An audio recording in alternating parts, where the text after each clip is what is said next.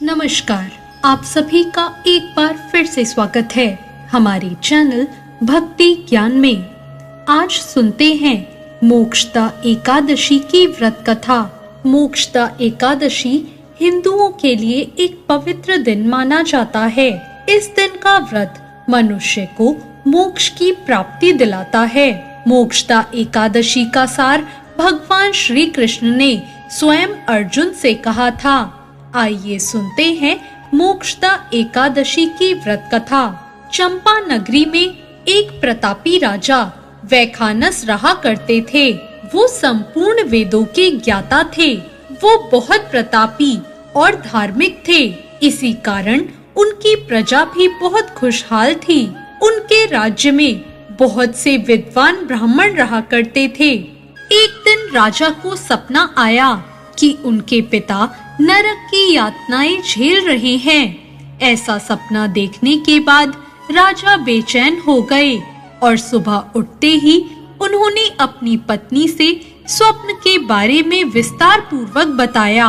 राजा ने कहा, इस दुख के कारण मेरा मन नहीं लग रहा।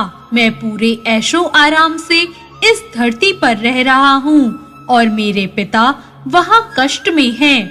यह जानने के बाद मुझे बड़ा दुर्बल प्रतीत हो रहा है।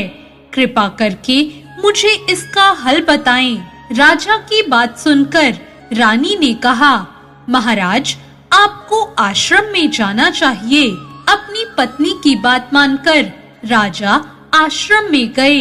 वहाँ पे बहुत से सिद्ध गुरु थे और वो सभी अपनी तपस्या में लीन थे। वहाँ जाकर राजा पर्वत मुनि के पास आए और उन्हें प्रणाम करके उनके पास बैठ गए। पर्वत मुनि राजा को देखकर मुस्कुरा दिए और उनके आने का कारण पूछा। राजा उस समय बहुत दुखी थे। उनकी आंखों से आंसुओं की धारा बहने लगी। राजा ने अपने स्वप्न के बारे में बताया कि कैसे उन्होंने स्वप्न में अपने पिता को नरक की यातनाएं झेलते हुए देखा है। तब पर्वत मुनि ने अपनी दिव्य दृष्टि से संपूर्ण सत्य देखा और राजा के सिर पर हाथ रखा और कहा, तुम एक पुण्य आत्मा हो जो अपने पिता के दुख से इतने दुखी हो। तुम्हारे पिता को उनके कर्मों का फल मिल रहा है। उन्होंने तुम्हारी माता को तुम्हारी सौतेली माँ के कारण बहुत सी यातनाएं दी हैं। इसी कारण वो इस पाप के भागी बने और नरक भोग रहे हैं।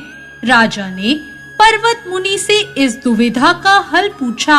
इस पर पर्वत मुनि ने उन्हें मोक्षदा एकादशी के व्रत का पालन करने को कहा और इसका फल अपने पिता को देने को कहा।